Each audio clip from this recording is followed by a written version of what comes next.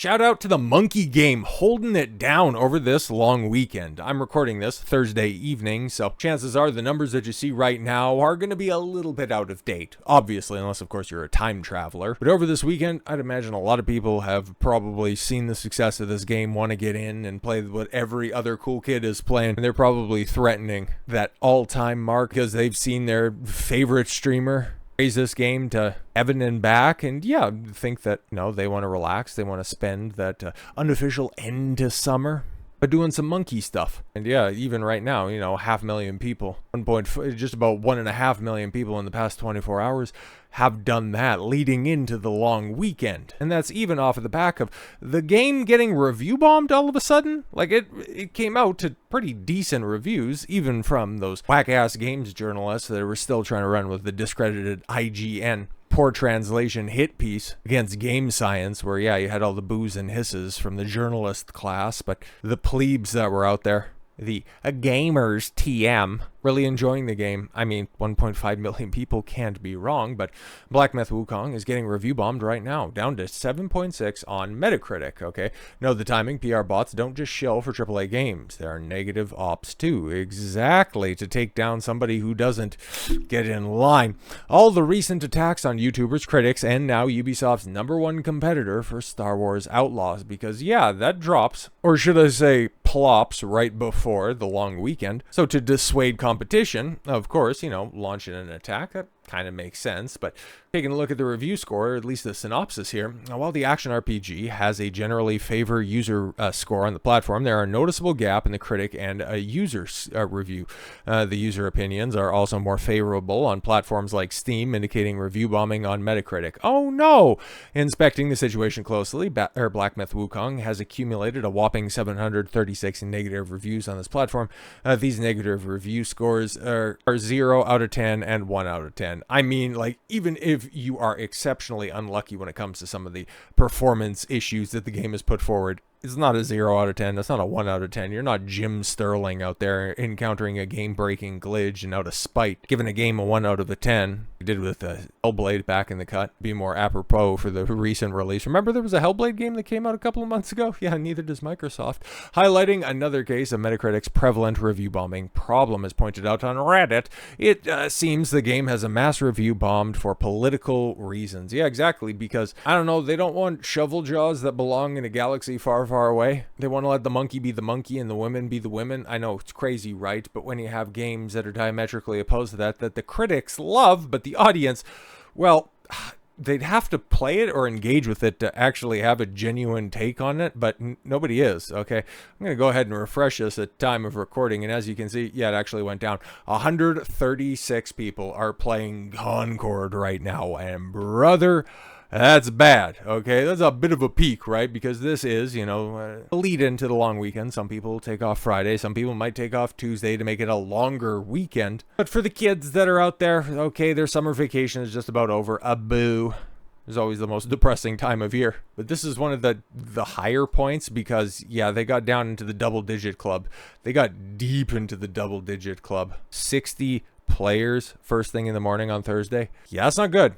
And I would imagine over the weekend, as many other options are out there and the opportunity to go and soak up that last bit of summer sun approaches, I could see this game hitting, a consistent level of double digits over the long weekend. And brother, starting to see the knock-on effect of this because Sony's going to try to mitigate its losses when it comes to Concord, because we're starting to hear how much this game actually cost. That was something that, when I've been talking about this, I haven't found concrete sources. I haven't even heard tangible rumors when it comes to this. I could just only think, AAA game, but it is, there's like no campaign mode. It does seem light on features. It's going to be an ever-evolving process, so the amount of money that they spent right now couldn't be that substantial, right? Like, even if the game does flop and then they just, cut their losses on development, even the 8 years that they've invested, it wouldn't cost that much, you would think, right? Right?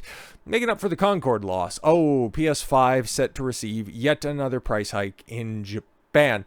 Oh, so they're going to be taxing Japanese players based on a Western developer's woke flop. Yeah, it doesn't sound good. No wonder the PS5 and Sony in general is dying a slow death over in the Eastern countries. PlayStation's brand new hero shooter Concord got off to an abysmal start. Yes, less than 700 players jumping into the game on launch day. Expectations for the title were already relatively low following its open beta back in July. That's why. Oh well, there's no way of knowing how a title is performing on PlayStation 5 yet. One thing is almost certain: the game likely cost Sony millions and millions in losses.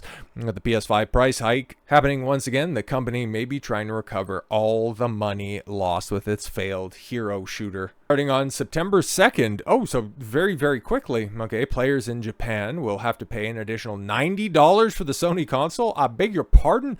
Currently, there's no mention of the price hike being put in place anywhere outside of Japan, but gamers are genuinely shocked. Yeah, exactly. And here's the thing. I see this price hike, okay, September 2nd. They would have had a little bit of lead time on this, and Concord, well, it flopped relatively recently, even though you could take a look at some of the market data after it was announced at the tail end of May and realize, oh boy, nobody's going to be playing this. But to lay this at the feet of Concord, something that was probably strategically put in place months ago, seems a little bit disingenuous. But this right here, it's all based on rumor and conjecture, okay? And as you can see from a PlayStation sycophant website, no, the PS5 price hike wasn't increased to make up for a Concord loss. Concord might have pushed the PS5 price, suggests a preposterous statement I read in an article that's making the rounds online. The article then devolves into regurgitating theories from trolls with zero factual statements. It's true that Concord is an utter disaster, but that suggests that a price hike in Japan is somehow a direct result of a game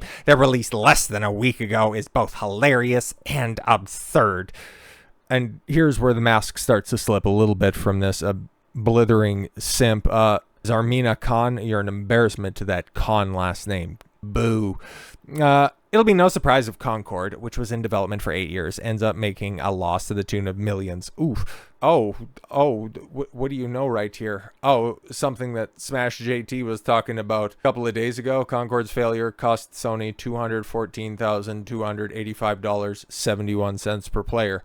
How did you get to that number, my friend? Mistake in the high-stakes world of AAA gaming. Sony's latest adventure of Concord has turned into quite the spectacular flop, costing an estimated $214,285.71 per person still playing the game. This figure isn't just a look at the game's failure, it's an insane representation of the misplaced hopes and financial missteps in modern game development. How did he get to that number? Based off the estimates from Manga Lawyer, the game is potentially costing upwards of $150 million to develop. Pair this with the fewer than 700 peak players. What was it? 693? 697. Oh, just about. You just about got there. Never to reach those heights again. Don't worry about it, though. Prior to launch, Concord was surrounded by an air of optimism with grandiose plans for future expansions and DLC. In an interview with PC Gamer, lead developer Mark Wisniewski of Firewalk Studios proudly stated, Concord has so much humanity and depth to it. I really hope people give it a shot. Wisniewski expressed his team's dedication to the game, claiming they were insanely proud of the game, were strapped in and ready to push it for years to come. Exactly. However, in reality, the most fantastical and whimsical dreams, they have to live in a place called reality, where Concord has been anything but successful. Game's an overpriced hero shooter. Yeah, back when that was cool in about 2016. You're about a decade late, but I guess it only took you 8 years to develop this trash fire. Critical reception was lukewarm at best, with many pointing out its lackluster gameplay and derivative content. But in the aftermath, guys, trust me, the full release is so much better. Did the check clear from Sony, guys? Okay, yeah, we can go ahead and print and publish that. Perfect. In reality, the game is failing due to costing money for overtly woke themes. It's alienating a majority of gamers. Sony's decision to back Concord so heavily raises questions about the company's strategy. Yeah, exactly. And as you can see from this, goofy ass shill article, They had branded merch for this. They had branded controllers, which actually looks cooler than anything associated with this game, okay? Like, as long as it doesn't have anything overtly Concord on it, like when this thing gets deeply discounted, I'd consider picking it up, okay? Given the catastrophic financial return thus far on Sony's massive investment, one could potentially conclude that pushing woke propaganda without caring about losing money seems as plausible as any other strategy, considering the outcome. If they were making the lost funds up through an alternative means. Yeah, see if there's any of that dust-born free European Union or US money going around. But yes, it's important to remember that Concord is Firewalk Studios' first foray into AAA gaming. But this was apparently a studio that was assembled from a lot of old Bungie heads. Like back when Bungie wasn't, current day Bungie. It's that dilapidated corpse over there in the corner. The more that you poke at it, the more that it starts to smell. But that was back when they were, pushing out the Halo trilogy, okay, when they were working on Oni. Like those guys. You think that they could have done something good? Funnily enough, it's also soon to be their last. Previously, I covered the studio's broken internal dynamics, fraught with woke drama. Didn't they have the professor that was there? Oh my god, yeah. As the dust settles in this epic gaming disaster of colossal proportions, the financial repercussions for Sony are going to be immense. Exactly. And as Grums pointed out, and this is how I caught wind of this, and this is what is circling out there, that disinformation headline from the Fandom Wire article, making up for Concord loss, PS5 set to receive yet another price hike in Japan. Well, that's not true, but the $200 million loss for Sony, oh, you bet your sweet ass that is. So with all that said, thank you all very much for the gift of your time. I've been Don Consuelo. I want you to follow your gut and get after it. Take care, everyone.